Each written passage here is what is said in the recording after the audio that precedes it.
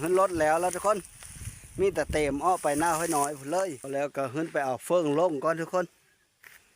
ลึกเลยได้เอาลงนี่ได้แล้วทุกคนใกล้กันไล่ผีเอา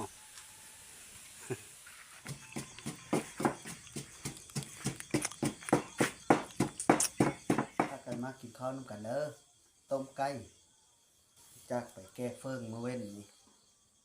สองทางติดต่อมุนซ่อเสียงผู้ไทยขอกราบสวัสดีและก็สบายดีพ่อแม่พี่น้องสู้ครูสู้คนมื้อนี้ขอบ่ม่นก็สิไปอันแก้เฟืองทุกคนไปแก้เฟืองไปซื้อห้างไว้อยู่หน้าเนื่องจากบ่ได้ลงคลิปได้หลายมือและก็ยังบ่ได้ว่างทุกคนการไปหาซอยพี่ซอยน้องได้กับเบิ่งควายนั่นแหละก็เลยบ่ได้ไปอันบ่ได้ถ่ายคลิปทุกคนมื้อนี้ก็มีโอกาสก็ได้ถ่ายให้พี่น้องเบิ่งเนื่องจากเอาควายเฮามาเลี้ยงบ้านมื้อนี้นะแม่น้อยก็อยู่แต่เก่าน่ะเพิ่นไปส่งแห้งเขาหรือว่าไปหารับจ้างเกี่ยวข้าวไร่วันนี่แหละพอได้เงินซื้อปลาแป้งโน่ว่าอะไรก็ดีมื้อนี้ก็เลยได้อยู่เขาก็สิไปแก้เฟืองอีกเมื่อวานนี่ก็แก้ได้2เที่ยวกะมื้อนี้ก็สิไปแก้ตื้มอีกให้ได้4เที่ยวไว้เฮาฟอไว้ให้ควายกินยามฝนนี่นะตอนนี้ก็กำลังสิไปทุกคนเต็มเลยตอนแรกเพิ่นก็ดีเอาควายเฮามาเลี้ยงอยู่เพิ่นทุกคนนะเนื่องจากบ่ได้เฮามาจากเทิมถอหักได้เอ้ยมันผ่านถอได้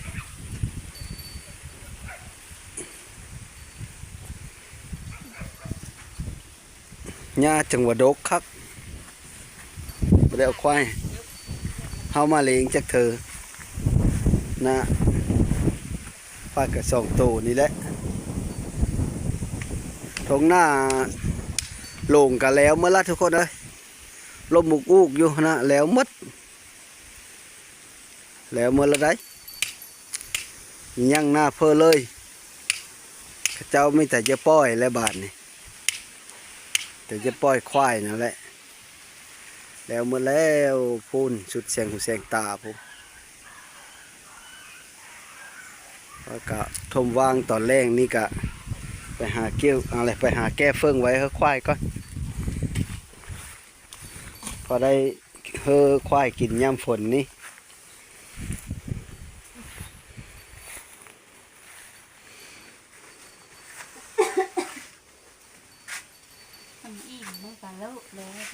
เบิ้งได้ควายนะเอากินน้ำจับเจอได้เหอะ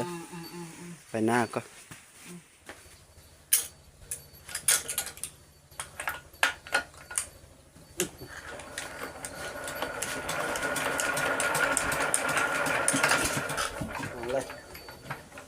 ติดไม่ได้วะ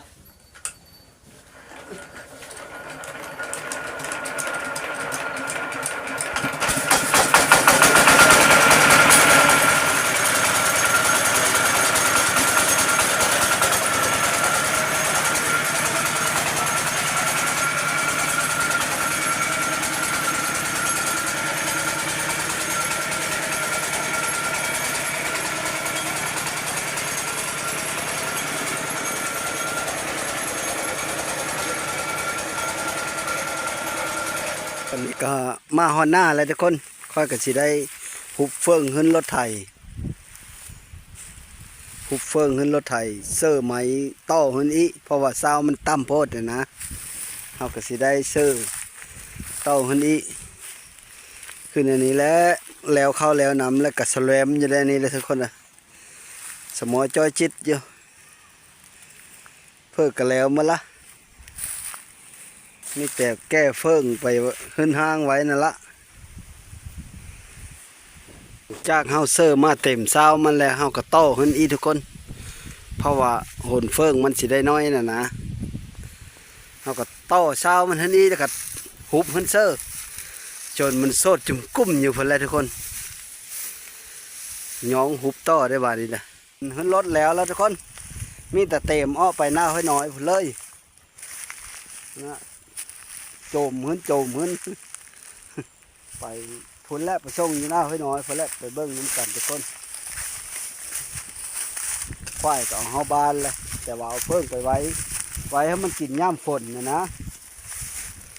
นี่แหละเพิ่งก็ดี ต่อห้างขึ้นเลยถ่ายตามทางเลยทุกคนเพราะว่ามันได้ขับรถไถนะก็เลยไปฮอดเลย ตอนนี้ก็มาเนาะฮอดหน้าห้อยน้อยแล้วทุกคนแก้เฟิงมาส่งไว้อยู่ห้างนี่หุ่นเถิงนี่แหละนะเถิงกับบริยูแล้วไอ้เถิงเฟิงแก้เมื่อวานนี่ได้2 รถเอาอี2 รถแล้วพ่อนะเอาอีรถ1 บาทนี่ได้แล้วรถ1นี่เอามามื้อนี้แก้ไว้ควาย2 ตัวนี่4 รถพ่อแล้วก็ขึ้นไปเอาเฟิงลงก่อนทุกคนลึกเลยได้เอาลงนี่ก็ไม่ได้ง่ายได้นี่ได้ขึ้นไปโยมขึ้นไปเย็บลงข้างในบาดเอาลงกระยะเติบเพื่อฉีแล้วก็ได้บ้านนี้ก็เอาลงแล้วเรียบร้อยทุกคนลงแล้วเรียบร้อยแล้ว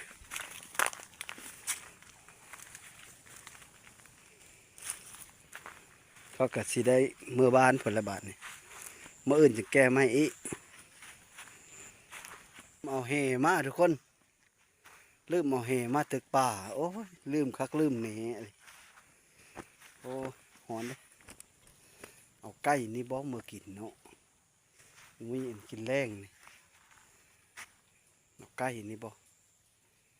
กุ๊กกุ๊กกุ๊กกุ๊กกุ๊กกุ๊กกุ๊กกุ๊กกุ๊กเป็นกระยอกกระยอกไก่กุ๊กกุ๊กกุ๊กกุ๊กกุ๊กกุ๊กกุ๊กกุ๊กกุ๊กกุ๊กแต่เยอะๆอยู่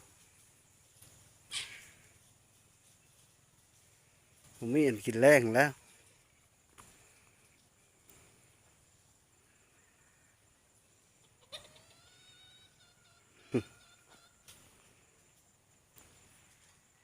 ได้แล้วทุกคนไก่กันดิไล่ผีเอาผีเอาได้แล้วเมื่อกินแรงก็สิได้เมื่อแล้วทุกคนทำเมื่อบ้านพอแล้วเมื่อหาเฮ็ดอยู่เฮ็ดกินเลยขำเฮ็ดตะแบงตะเว้นยังมันขำบ้านนี้ก็มาฮอดเฮิร์แล้วทุกคนเขาก็สิได้เฮ็ดโคไก่ปิ้งกินแซ่บๆนี่นะเพราะว่าเฮาเอ็ดต้มเฮ็ดลาบก็หลายเธอละปิ้งกินบ้านปิ้งสดน้ำเอาบ่นอคือเยอะปิ้งผัดเยอะสดน้ำนะเฮ็ดหมดเลยว่าทั้งต้มทั้งปิ้งเอาบ่เฮ็ด2 อย่างเอา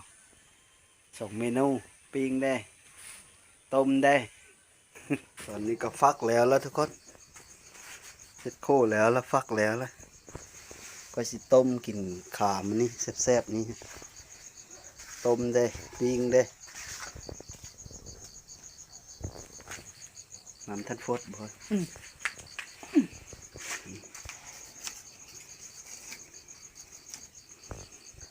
ฟดก่อน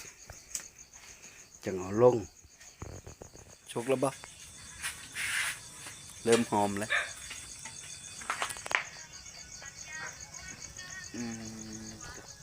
เลิศมันบ่อน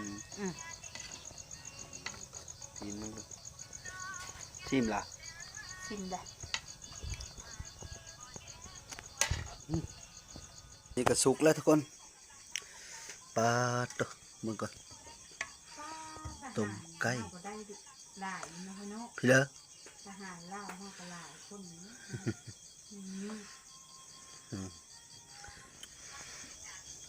ซิมก่อนทุกคน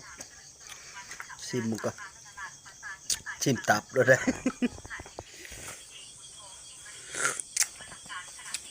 ท่านยังหอนยังหอนยังหอนแห้งยอดเลย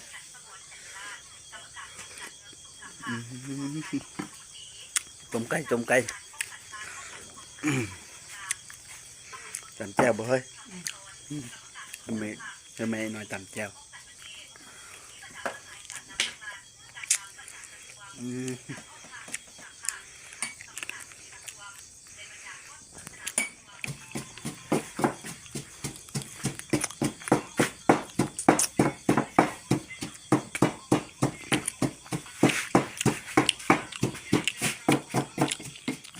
ได้บาทนี่นะ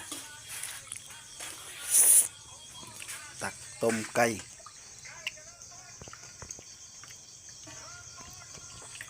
กินจะมีกินต้มไก่นะ ข้าอีแล้วไอ้นายเจ้าเยอะไปเลยซะ วันน้าค่อยเอ็ดกินเอง มาพี่น้องแล้วบาทนี่ทุกคน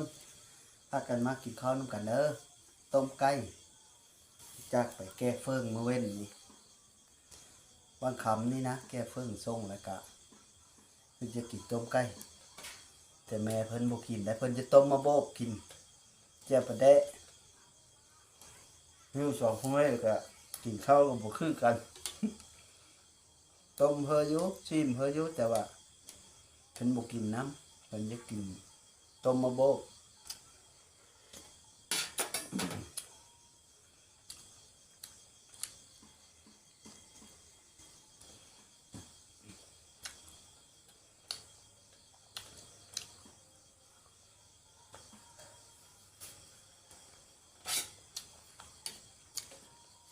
ต้มมาโบกเจ้าประเดะเพิ่นเยอะเอาเพิ่นเยอะต้มไก่กินน้ำอีกก็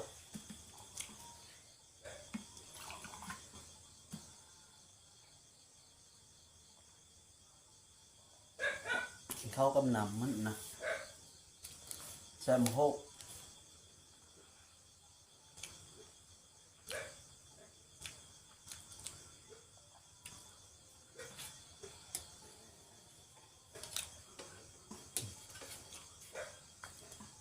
ตับมัน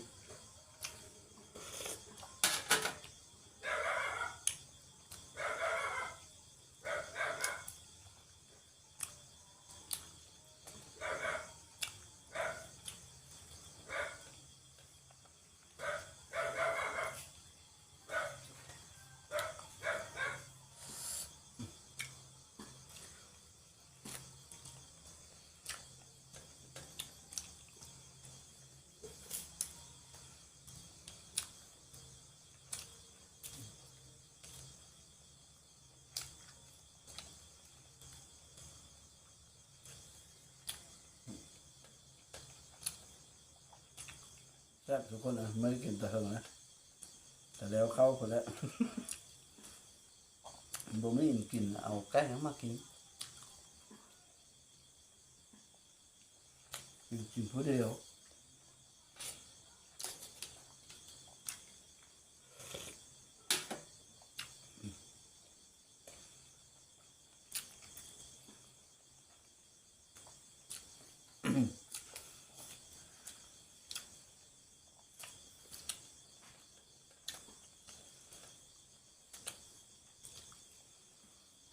ตัวนี้ก็ถ้อยแก้วคนนะ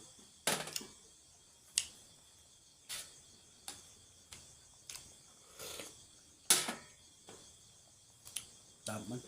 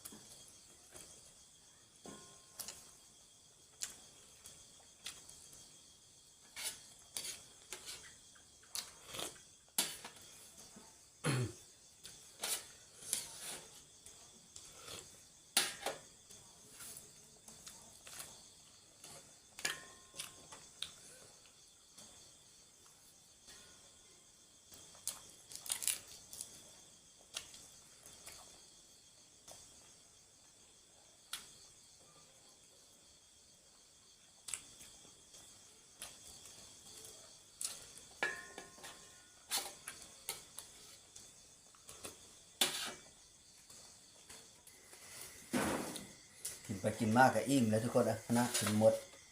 ถึงถ้วยหนึ่งต้มไก่กัน อันข้าวนะกินข้าวไหม้กับต้มไก่เดี๋ยวจะหมดเครื่องตีบนะกินผู้เดียวแซ่บเป็นแซ่บเลยทุกคนกินข้าวไหม้สักก็กินมื้อนี้ข้าวไหม้นะเพราะว่าสักก็เอาไป4มื้อนี้นะ ไม่น้อยก็ต้มมะโบกเพิ่นถ้ากินต้มมะโบกเพิ่นพุ่นแหละค่อยก็กินอิ่มแล้วก็